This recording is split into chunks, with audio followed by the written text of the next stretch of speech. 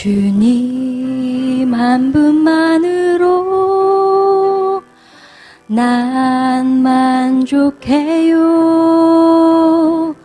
내 삶은 주님의 것입니다. 주님 한 분만으로 난 만족해요. 내 삶은 주님 것입니다. 주님 한 분만으로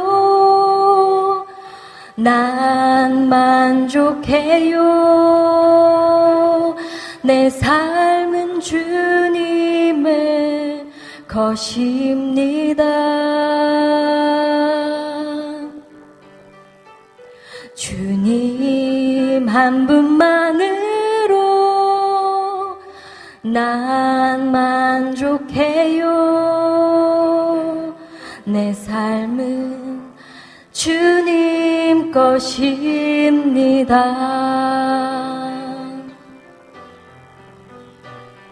이제 이 고백을 마음과 말로만 하니 삶과 행함으로 드릴 수 있는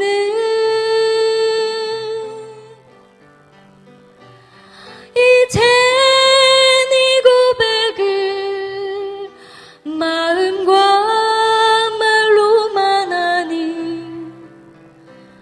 삶과 행함으로 드릴 수 있는 예배자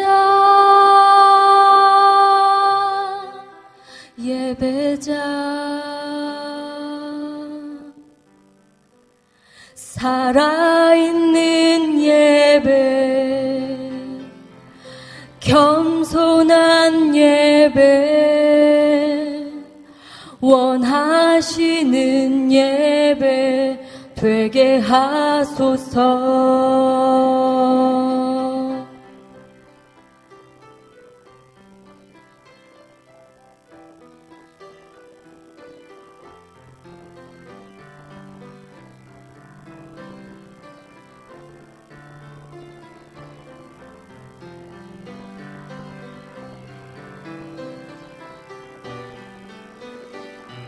이젠 이 고백을 마음과 말로만 하니 삶과 행함으로 드릴 수 있는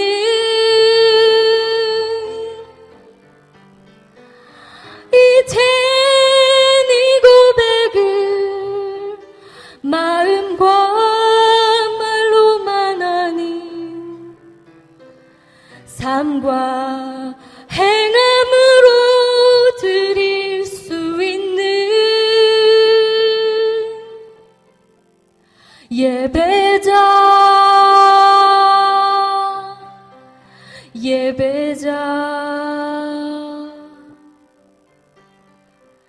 살아있는 예배 겸손한 예배 원하시는 예배 되게 하소서.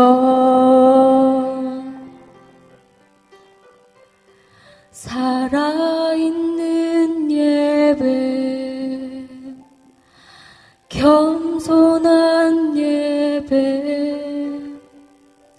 원하시는 예배 되게 하소서.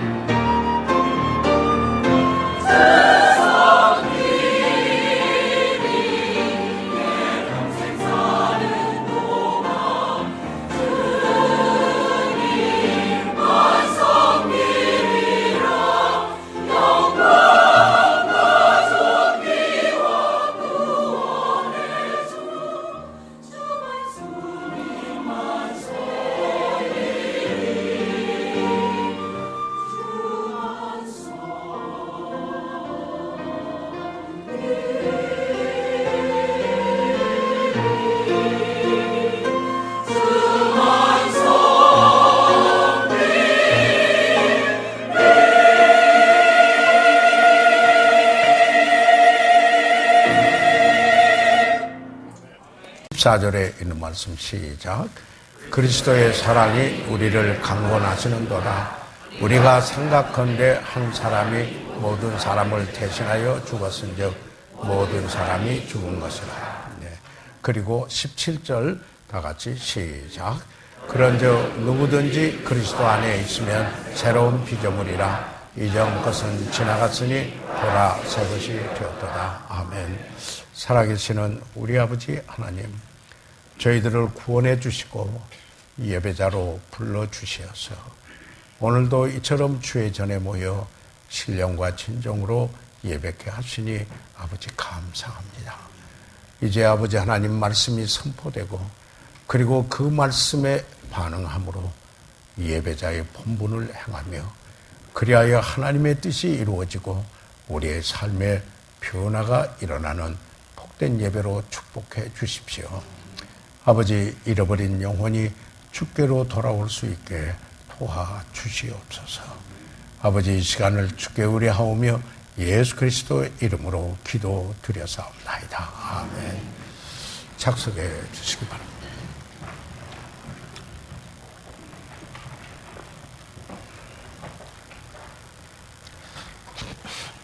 사도행전 9장을 읽어보게 되면은 사울이라고 하는 사람이 여기에 부활하신 예수 그리스도를 만나 새로운 피조물이 된 경위를 말하고 있습니다. 후에 그의 이름이 바울이라고 바뀌었습니다. 위협과 살기가 등등한 그 사울이 이제는 새 사람 되어서 오히려 사랑의 사도 바울이 된 사실을 저희들이 성경에서 읽게 됩니다. 이 사도행전 9장 1절과 2절을 보면은 사울이 주의 제자들을 대하여 여전히 위협과 살기가 등등하여 대제사장에게 가서 다메섹 여러 회당에 갈 공문을 청하니 이는 만일 그 돌을 쫓는 사람을 만나면 물론 남녀하고 결박하여 예루살렘으로 잡아오려 함이라 라고 말씀하고 있습니다. 사울은 예수 믿는 자들에 대하여서 방금 저희들이 본 말씀처럼 위협과 살기가 등등하였습니다. 어떻게 보면 그는 냉랭하고 그리고 마음이 굳어있는 그리고 강팍되어 있는 또한 무자비한 그런 사람이었었습니다. 스데반을 돌로 치는데 그 자리에 그곳에 있었던 사람이요, 그리스도인들을 핍박하는 무리 중에 리더로 역할을 했던 것으로 보여지기도 합니다. 그런데 이 사람이 다메섹에 가서 예수 믿는 사람은 남녀를 불문하고 결박하여 예루살렘으로 잡아오려고 해서 지금 다메섹으로 여기에 가고 있었습니다. 그런 이 사람에게 어떤 분명한 어떤 일이 일어나게 되었습니다. 다시 말해서 이 사람에게 그 생의 목적이 변하는 일이 생겼습니다. 그 사람의 가치관이 변하는 일들이 일어나게 됐습니다.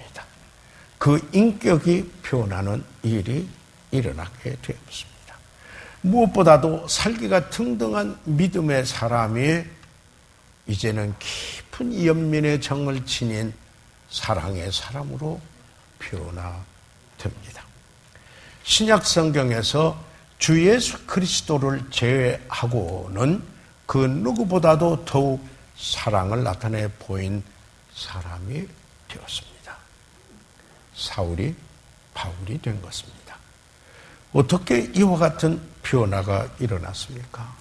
사도행전 9장 3절로부터 5절까지 있는 말씀을 보면은 사울이 행하여 다메섹에 가까이 가더니 호련히 하늘로부터 빛이 저를 둘러 비추는지라 땅에 엎드려져 들음에 소리 있어 가로되 사울아 사울아 네가 어찌하여 나를 핍박하느냐 하시거늘 대답하되 주여 뉘시오니까 가라사대 나는 내가 핍박하는 예수라. 이 다메섹으로 가는 중에 예수 그리스도를 만나는 순간 이 사울은 새 사람이 됩니다. 증오의 사람이었던 그가 새 사람이 됩니다. 그래서 사랑의 사람으로 변합니다. 다시 말해서 예수 그리스도를 만나 하나님의 사랑을 경험하고 그리고 바로 그 사울이 사랑의 사도 바울로 변합니다. 만약에 예수님을 만나 이러한 변화, 새로운 피조물이 이루어졌다면 그 누구도 주 예수님을 만나면 동일한 변화가 일어날 수 있다는 사실을 말씀해 주시고 있는 것입니다. 상처를 입고 있는 사람, 미움으로 가득 찬 사람, 사랑하기를 잊어버리고 오랜 세월을 살아온 사람에게 이런 메시지는 좋은 소식이요 또한 복음인 것입니다. 사울을 바울로 변화시킨 동일한 능력이 역사할 수 있기 때문인 것입니다. 주님께 자기 자신을 드리고 하나님께서 역사하실 수 있는 기회를 그분에게 드려야 하는 것입니다. 그리고 하나님께서 그 사랑의 능력으로 바로 마음속에 역사하시기를 기대할 수 있습니다. 기대하시기 바랍니다. 그래서 저는 오늘 사랑하는 여러분과 함께 사도 바울과 함께 그가 예수 그리스도를 구주로 만나 하나님의 그 사랑을 경험하고 그리고 그가 새로운 피조물이 되었는데 하나님의 사랑을 경험했을 때 여기에 사도 바울에게 어떠한 변화가 찾아왔는가를 보면서 우리도 주님을 만나게 됐을 때 하나님의 사랑을 경험하게 되고 바로 그 하나님의 사랑이 우리의 삶 속에 어떤 변화를 가져다 주는가를 함께 더불어 생각해 보고자 합니다.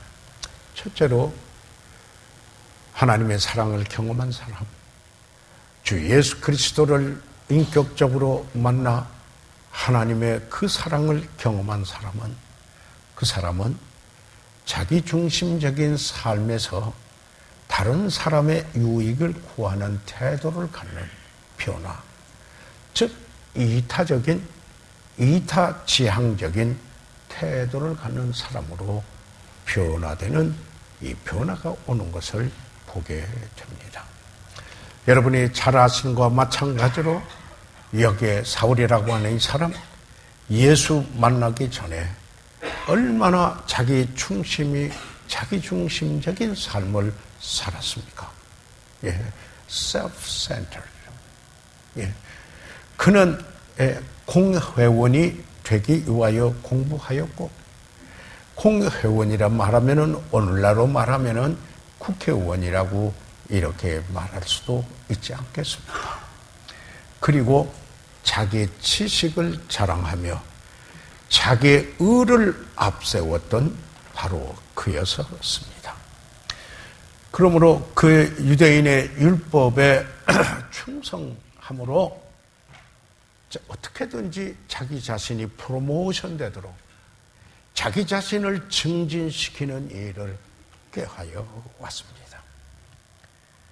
주님을 만날 때까지 사울이라고 하는 이 사람 나중에 바울로 변했습니다마는 그 생애가 자기 중심, self-centered, 자기 중심 그런 삶이었었습니다. 그렇기 때문에 그의 그 행각은 핍박하고 자기의 논리와 자기 생각에 맞지 않으면 그런 대상에 대하여서는 핍박하고 살인하며 그리고 옥에 가두는 일까지 서슴지 않는 그런 일을 행하였었습니다. 유대인의 정치 구도에서 그는 자기 상승을 추구했습니다. 항상 자기를 높이고 자기 자신을 드러내려고 하는 이런 일을 추구해 왔던 것입니다.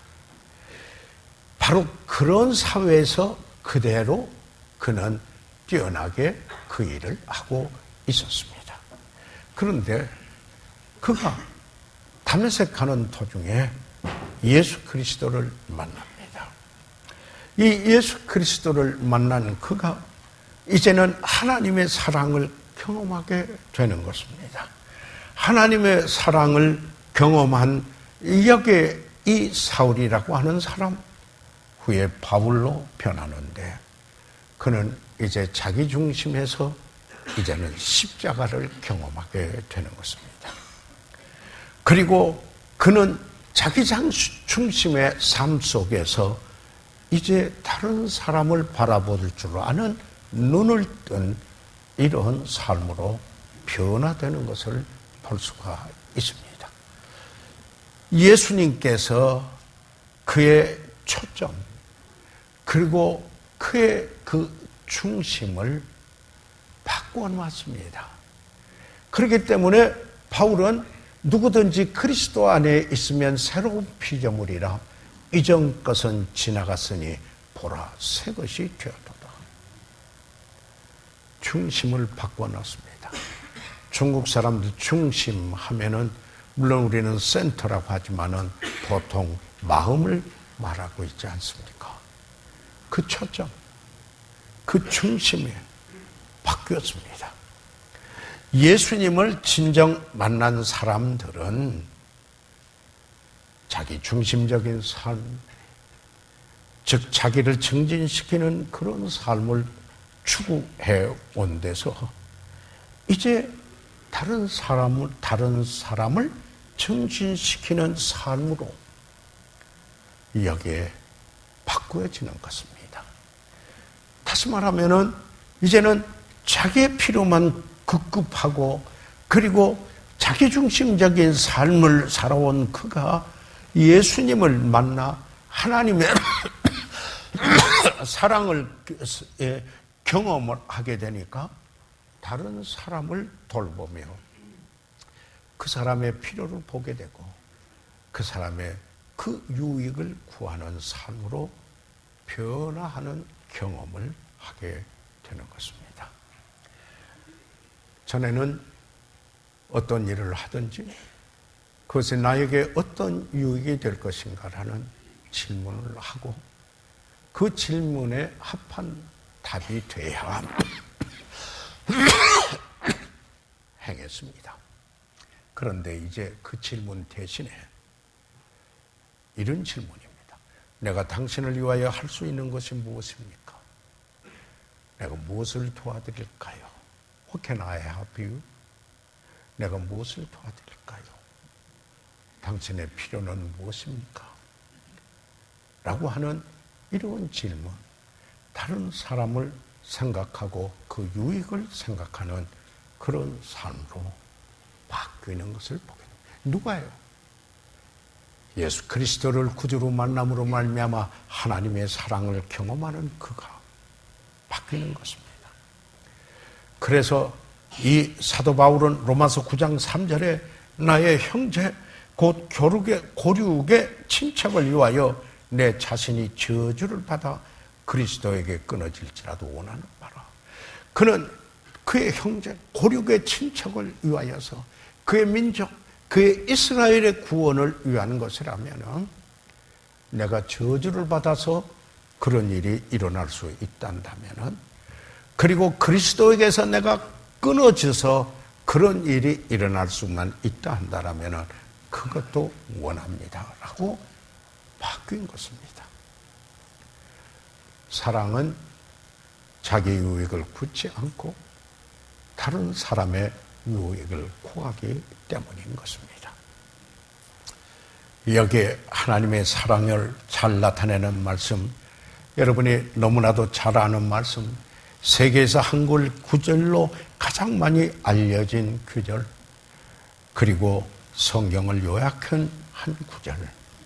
하나님이 세상을 이처럼 사랑하사 독생자를 주셨으니 이는 저를 믿는 자마다 멸망치 않고 영생을 얻게 하려 하심이니라. 하나님의 사랑의 중심은 무엇입니까? 믿는 자마다 멸망치 않고 영생을 주기 위한 것이었습니다. 여러분, 하나님의 사랑의 그 핵심은 그를 믿는 자가 멸망치 않고 영생을 얻도록 하는 것이었습니다. 사랑은 주시고 사랑은 사랑하는 대상의 유익을 구한 사실을 여기에 보게 됩니다. 하나님은 사랑하셨습니다. 세상을 사랑하셨습니다. 그리하여 독생자를 보내주셨습니다. 그의 아들 예수 그리스도를 보내셨습니다. 그것은 희생 제물로 보내셨습니다. 그래서 희생하신 것입니다. 다시 말하면 사랑하는 이에, 그러니까 인류를 사랑하셔서 세상을 사랑하여 독생자를 보셨는데, 그래서 그들에게 유익이 되도록 하신 것이었습니다. 다른 사람을 생각하고 그들의 유익을 구하는 변화는 오직 하나님만이 하실 수 있습니다. 이런 변화는 예수 그리스도를 구주로 만나 하나님의 사랑을 경험하게 되고 그리스도 안에서 새로운 피조물이 되고 이전 것은 지나가고 보라 새 것이 되는 이런 변화, 바로 이 사랑만이 이와 같이 새 사람 그리고 변화되게, 이런 변화가 일어나게 역사할 수 있습니다. 예수님을 통해서 하나님의 사랑을 경험할 때인 것입니다. 요즘 그 광고의 핵심은 무엇입니까?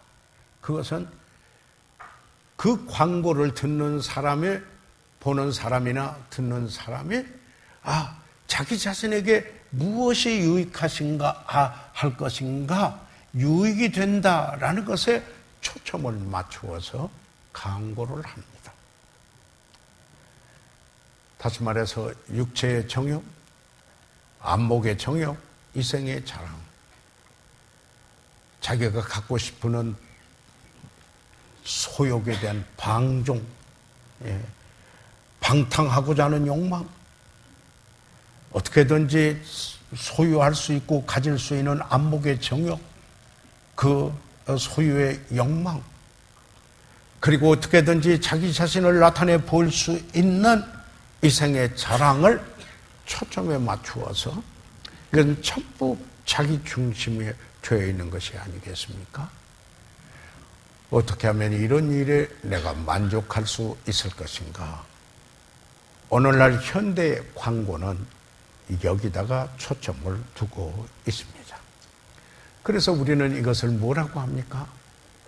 성경적으로 표현하면은 이것을 세상의 원리다, 이렇게 이야기하는 것입니다.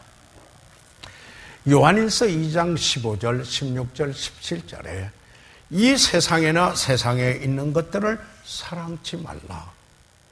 하나님이 세상을 사랑한 인류, 그러나 여기서 사랑하지 말라는 세상은 하나님을 제외한 인류, 이 사회의 모든 여기에 그 사회 체제 내지 문화 그 시스템입니다. 그런 세상, 하나님을 배제한 그것을 사랑하지 말라 그랬습니다. 누구든지 세상을 사랑하면은 아버지의 사랑이 그 속에 있지 아니하니, 세상의 원리 속에 그것을 사랑하면은 하나님의 사랑, 하나님의 원리, 하나님은 사랑이시라 하는 그 하나님의 사랑이 그 속에 있지 아니합니다. 이는 세상에 있는 모든 것이 육신의 정욕과 안목의 정욕과 이 생의 자랑이니 다 아버지께로 쫓아온 것이 아니요 세상으로, 다시 말해서 사랑하지 말라는 세상으로 쫓아온 것이라.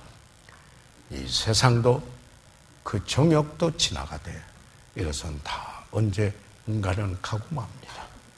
그러나 오직 하나님의 뜻을 행하려는 영원히 거하느니라. 무디의 묘비에 새겨져 있는 구절입니다. 오직 하나님의 뜻을 행하는 이는 영원히 거하느니라. 영화관에 고용인을 위한 면접 테스트에서 취업하기 원하는 사람에게 영화관 내 관람객들을 보이면서 질문을 냈습니다. 이분이 여기 일에 합당한 사람인가 아닌가를 보기 위한 테스트였습니다. 그래서 질문이 뭐냐면은, 불이 나면은 당신은 어떻게 하겠습니까? 여기 불이 나면 어떻게 하십니까? 그랬더니 그분이 하는 말이 지금 면접 테스트를 받고 있는 분입니다. 아, 저요? 제 염려 마세요. 제가 불에 탈 것 같아요. 동문서답을 했는데 너무 자연스럽게 이야기했습니다. 다시 말해서 거기는 자기가 직장을 하되 자기의 유익을 위하여서 여기서 경제활동을 할 것이고, 어떤 일이 있으면 아니 내가 왜 손해봅니까? 나는 걱정하지 마세요. 이런 자연스럽게 이야기를 한 겁니다. 이기심을 나타내 보이는 일반적인 태도, 세상적인 태도, 이걸 육신적인 태도라 이렇게 이야기를 하죠. 죄성으로 말미암는 태도, 이것을 자연스럽게 거침없이 답변하였던 것이었습니다. 사랑하는 여러분, 왜 관계가 파탄되는데 그 파탄되는 이유가 무엇입니까? 아니, 이혼을 하는데 이혼 소송을 하는 이유가 무엇입니까? 그것은 이혼이 내 자신에게 최상의 것이기 때문이다. 이혼을 해야 내가 그렇죠? 내 삶을 내가 살 것처럼 제대로 살 수 있다. 저 사람하고 살면은 내가 제대로 살 수 없다. 그게 이유지요. 예, 이유입니다. 예. 임신한 아기를 유산시키는 이유가 뭡니까? 내가 또 아이를 가지면은 어떻게 귀찮고 어떻게 그 일을 또 해? 내가 여기에 한 그 퀄리티, 질적인 삶을 살 수가 없으니까 유산시켜야지. 그 핵심, 중심이 무엇입니까? 테러리스트들은 그들의 철학, 그들의 이즘주의, 그들의 욕구, 그들의 종교를 알리기 위해서 그 일과 아무런 상관도 없는 사람을 볼모로 하고 그들을 희생시키며 잔인하게 죽입니다. 다시 말하면 내가 원하는 것을 성취할 수만 있다면 온 세상이 죽어도 좋다 하는 태도인 것입니다. 그렇기 때문에 비행기를 공중에서 폭파시킵니다. 사람을 죽이면서 해적질을 하는 겁니다. 떳떳하게 여기면서 그 일을 합니다. 그 중심이 무엇입니까? 내게 유익이 된다면 다른 사람은 해를 당하여도 좋다. 그런 게 아니겠습니까? 그러나 하나님의 사랑을 경험하게 되면은, 여러분, 예수 그리스도의 십자가의 사랑을 경험하게 되면은, 하나님께서 세상을 사랑하여 그 독생자를 보내셔서 십자가에서 구속하신 그 그 사랑을 경험하게 되면은 변화가 오죠. 나를 위하여 무엇이 있는가라는 태도에서 다른 사람을 섬길 수 있는 길이 무엇인가 라는 것으로 태도가 바뀌는 것이 아닙니까? 사랑하는 여러분, 여기에 그 사울이라고 하는 그 사람, 후에 바울이 됐습니다. 그가 살기가 등등해서, 아니 위협과 살기가 등등해서 예수 믿는 사람을 잡아가두기 원했던 증오로 가득 찬 사람이, 그가 다메섹 도상에서 부활하신 예수님을 만났지 않았습니까? 십자가에서 그 피 흘리시고 속죄를 이루시고 죽었다가 살아나신 하나님의 아들 예수 그리스도를 만났지 않았습니까? 그를 만남으로 하나님의 사랑을 경험하기 때문에 그는 새로운 피조물이 됐습니다. 증오의 사람이 연민의 정이 가득한 사랑의 사람으로 다른 사람을 사랑하고, 그래서 사랑에 대해서 가장 많이 성경에 말한 사도가 되지 않았습니까? 첫째로 이런 예수님을 만나 하나님의 사랑을 경험하면은 다른 사람의 유익을 구하는 태도, 지향적인 태도를 갖습니다. 두 번째로, 여러분 정말 주 예수 그리스도를 만나 하나님의 그 사랑을 경험하게 되면은 내적 변화가 일어나게 되는 것입니다.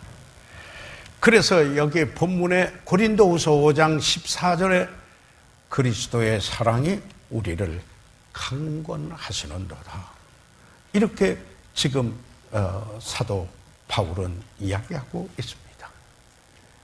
The love of Christ concerns us.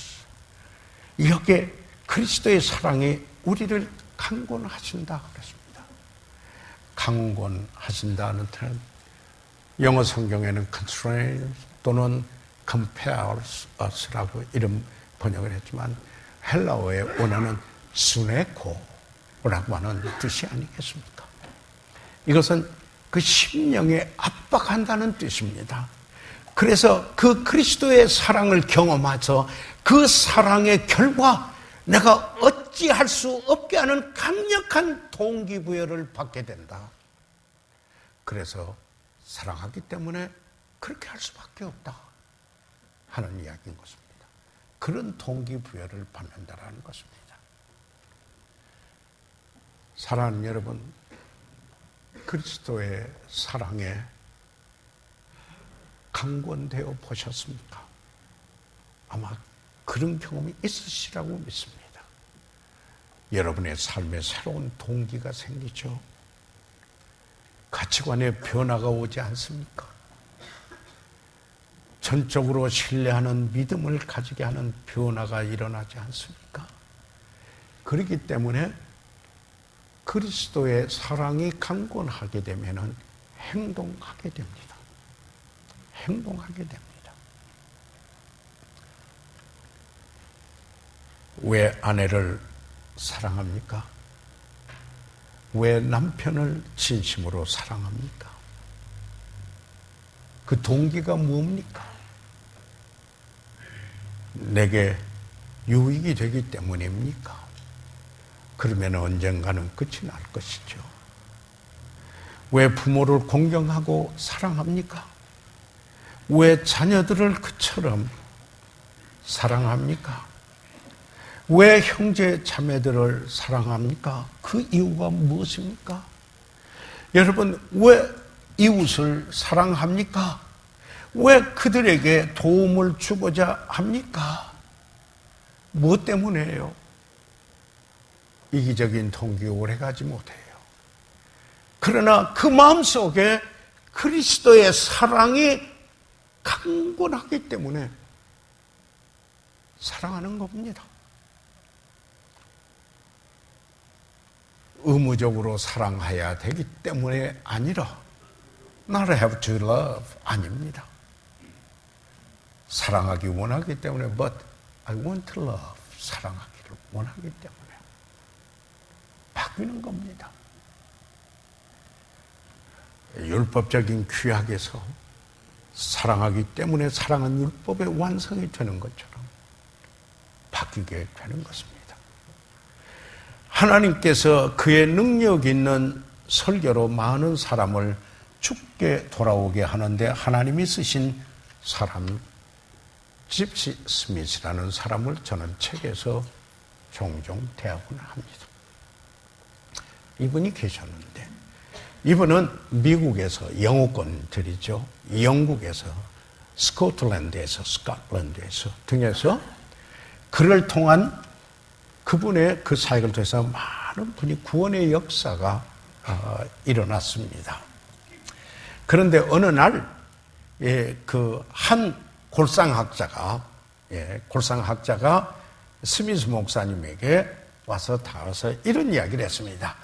목사님, 골상을 내가 한번 만져보고 두개골을 한번 만져보고 당신의 성공의 비결을 알고 싶소. 그 골상학자였습니다. 그러니까 이 스미스 목사님이 그분에게 대답하기를, 선생, 나의 성공의 비결을 알려면은 나의 골상이 아니라 내 마음을 만져봐야 합니다. 라고 했다고 합니다. 로마서 5장 5절에 우리에게 주신 성령으로 말미암아 하나님의 사랑이 우리 마음에 부음바 되면이에요. 사랑하는 여러분, 우리가 주 예수 그리스도를 만났을 때 성령으로 거듭나게 하시고 성령이 우리 안에 오셔서 요하시며 그리고 그 성령이 하나님의 사랑을 우리 마음에 부어주십니다. 그래서 우리가 하나님의 사랑을 경험하게 됩니다. 그래서 그 하나님의 사랑을 경험하기 때문에 사랑할 수밖에 없습니다. 그 사랑에 붙들리게 되는 것입니다. 그래서 그리스도의 사랑이 강권하는 것입니다. 제가 신학교에 가서 처음 클래스에서 유난히 목사님을 만났는데 그분 소천하셨고 그래서 우리 교회 계시다가 부산에 가서 우리 성서 침례교에 오신 분인데 그 클래스에서 그분이 성경을 껴안고 막 흔들더라고요. 하나님의 사랑. 제가 그것을 잊을 수가 없었습니다. 그래서 저희 교회에 함께 교제해서 오시게 했습니다. 그래서 성서 침례교회에서 평생 사역을 하셨습니다. 그러다가 작년에 소천하셨습니다. 사도 바울의 마음에 하나님의 사랑이 부음바 되었습니다. 그러니까 그의 사랑이 그를 강권했습니다. 성령께서 우리를 다스릴 때 성령의 열매인 사랑이 나타납니다. 우리에게 변화를 일으키는 겁니다. 네. 그래서 사도 바울은 성령 충만을 받으라. 에베소에 있는 이들에게 보낸 서신 하나님 말씀에 성령의 충만을 받으라. 이렇게 말씀하셨습니다. 예수님을 만나 하나님의 사랑을 경험하면은 다른 사람에 대하여서 태도가 변화됩니다. 다른 사람의 그 유익을 구하고자 합니다. 그뿐만 아니라 그 사랑이 그리스도의 사랑에 강권하면은 동기부여가 됩니다. 내적인 변화가 일어나게 되는 것입니다. 세 번째, 예수 그리스도를 구주로 만나 하나님의 이 사랑을 경험하면은 사랑하는 그런 삶은 하나님을 본받는 삶, 예수 그리스도를 닮는 삶이 되는 것입니다. 여러분, 하나님은 사랑이시라 그렇게 말씀하셨습니다. 그렇기 때문에 우리는 사랑하지 않으면 하나님을 아는 자라고 말할 수 없다라고 이야기하고 있습니다. 요한일서 4장 7절에서 12절까지 있는 말씀에서 사랑하는 자들아 7절에 우리가 서로 사랑하자. 사랑은 하나님께 속한 것이니 사랑하는 자마다 하나님께로 나서 하나님을 알고 8절에 사랑하지 아니하는 자는 하나님을 알지 못하나니 이는 하나님은 사랑이심이라. 9절에 하나님의 사랑이 우리에게 이렇게 나타난 바 되었으니 하나님이 자기의 독생자를 세상에 보내심은 저로 말미암아 우리를 살리려 하심이니라. 우리의 유익을 구하신 거죠. 10절에 사랑은 여기 있으니 우리가 하나님을 사랑한 것이 아니요 오직 하나님이 우리를 사랑하사 우리 죄를 위하여 화목제로 그 아들을 보내셨음이니라. 11절 사랑하는 자들아 하나님이 이같이 우리를 사랑하셨은즉 우리도 서로 사랑하는 것이 마땅하도다. 자연스러운 거예요. 어느 때나 하나님을 본 사람이 없으되 만일 우리가 서로 사랑하면 하나님이 우리 안에 거하시고 그의 사랑이 우리 안에 온전히 이루느니라. 우리가 서로 사랑하면 하나님은 사랑이십니다. 사랑의 원천은 하나님이십니다. 그래서 거듭난 사람, 성령으로 난 사람, 하나님께로부터 난 사람 사랑합니다. 그렇기 때문에 우리는 형제를 사랑함으로 내가 사망에서 생명으로 옮겼다 하는 것을 알게 되는 것입니다.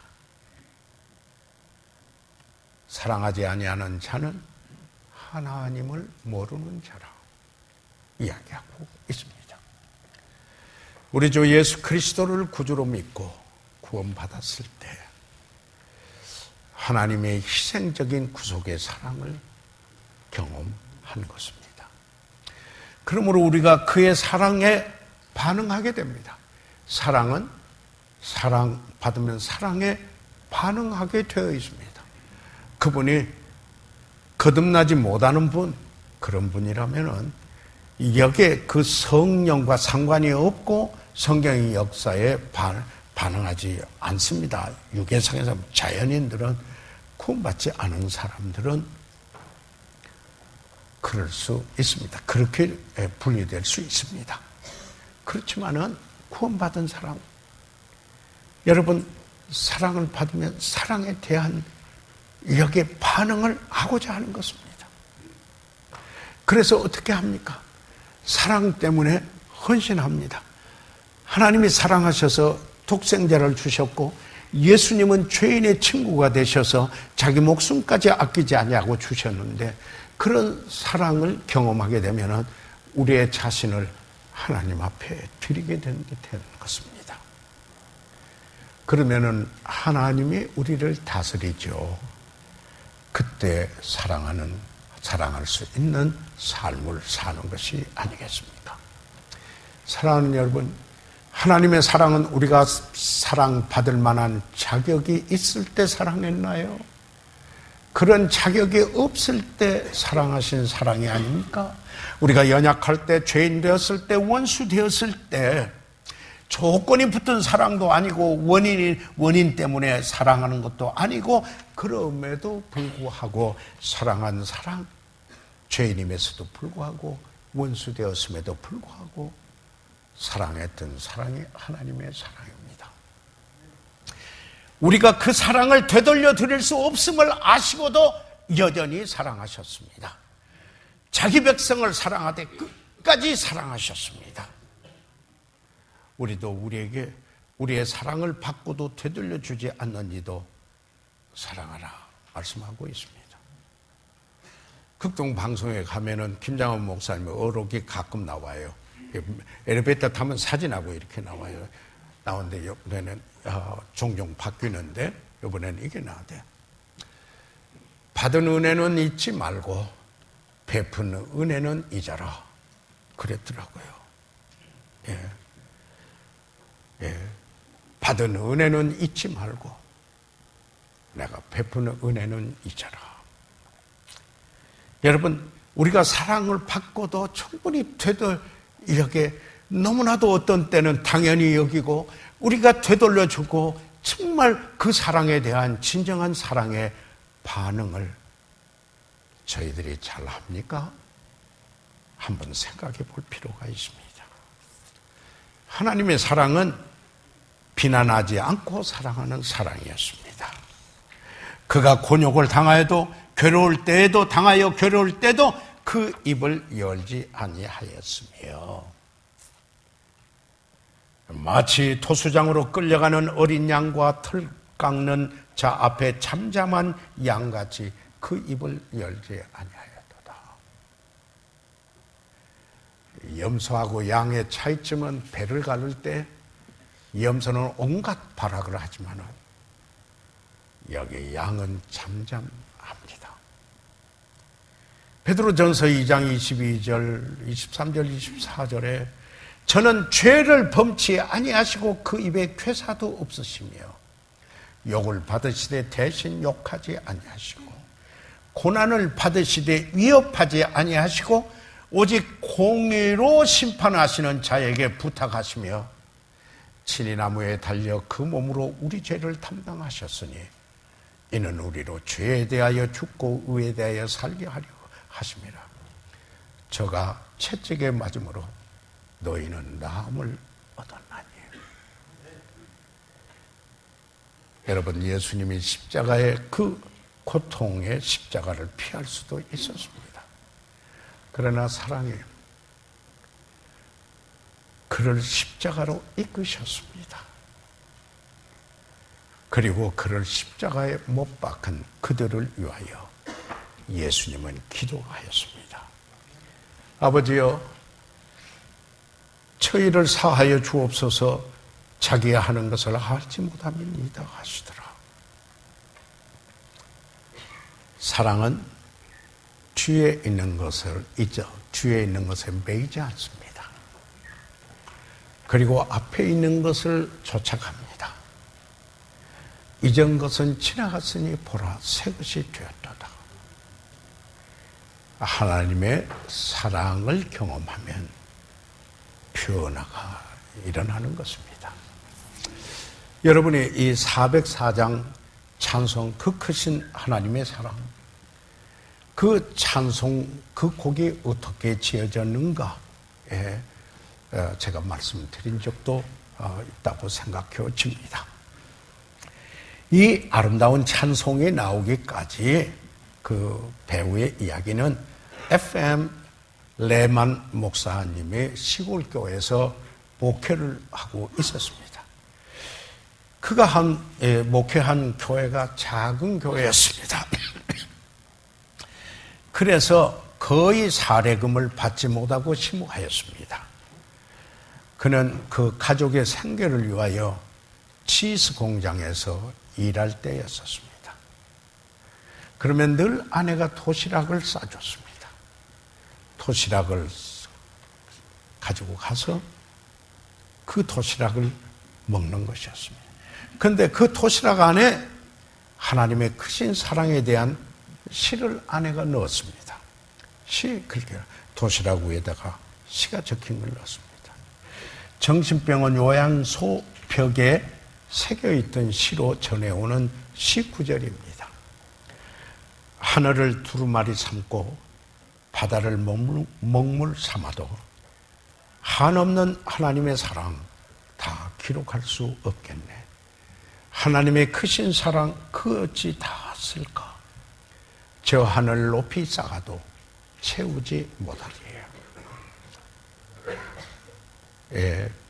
일설에 의하면은 이 요양원의 한 환자가 하나님의 사랑에 감동하여 병동벽에다가 이걸 새겨놨었다고 합니다. 그런데 이 시를 도시락에 발견한 그 레먼 목사님이 너무 감동을 받았어요. 그래서 1절을 하나 만들고 2절을 또 만들고 이것을 3절로 삼고 그리고 후렴을 붙여서 자기가 작곡을 해서 작곡을 해서 곡을 붙였어요. 그래서 나온 게 404장입니다. 그 크신 하나님의 사랑 말로 다 형용 못하네. 저 높고 높은 별을 넘어 이 낮고 낮은 땅 위에 죄 범한 영혼 구하려 그 아들 보내사 화목제로 삼으시고 죄 용서하셨네. 하나님 크신 사랑은 측량다 못하며 영원히 변치 않는 사랑 성도여 찬양하세요. 괴로운 시절 지나가고 땅 위의 영화 쇠할 때 주 믿지 않던 영혼들은 큰 소리 외쳐 울어도 주 믿는 성도들에게 큰 사랑 베푸사 우리의 죄 사했으니 그 은혜는 잊을까? 그 은혜 잊을까? 하나님 크신 사랑은 측량다 못하며 영원히 변치 않는 사랑 성도여 찬양하세요. 하나님은 여러분을 사랑하십니다. 바로 당신을 사랑하십니다. 이 사랑을 경험하셨습니까? 이 사랑을 경험하셨으면 아멘 하시기 바랍니다. 하나님의 사랑은 여러분의 내면의 변화를 일으키고 다른 사람에 대한 태도를 변화시키고 하나님을 본받는 삶, 주 예수 그리스도를 본받는 삶을 살게 합니다. 그 사랑은 제일 좋은 길이라고 바울이 그랬습니다. 그 문제 많은 고린도 교회에 편지하면서 12장 31절 하반절에 제일 좋은 길, the excellent way, the best way. 그 사랑이 없으면 성취가 없고 13장 1절에 그 사랑이 없으면 가치도 없고 그 사랑이 없으면 유익이 없다. 사랑은 행동하다. 그리고 8절에 사랑은 영원하고 실패하지 않는다.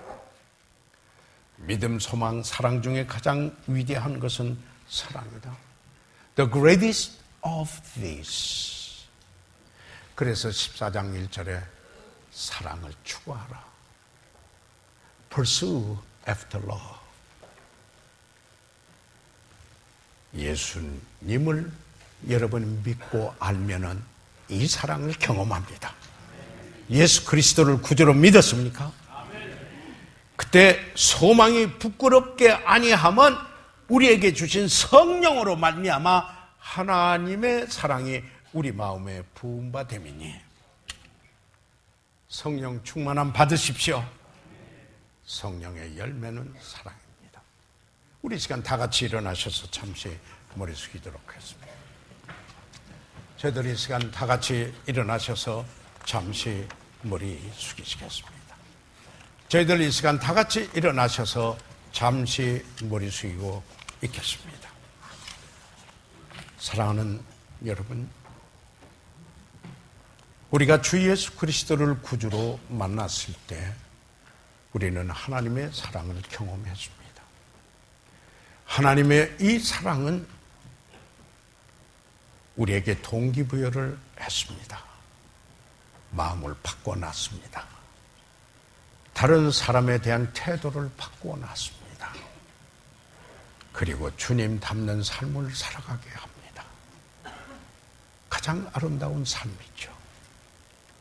때로 우리가 아직도 육신적인 성품, 죄된 성품이 있어 실패하고 넘어질 때가 있지만 그때마다 성령께 그 죄를 자백하고 깨끗한 그릇으로 들여서 성령 충만하면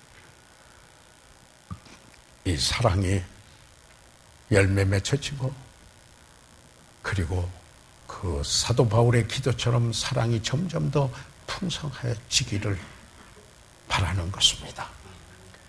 사랑하는 여러분, 오늘 예수님을 만난 내가, 하나님의 사랑을 경험한 내가 사랑하면서 살기 원합니다.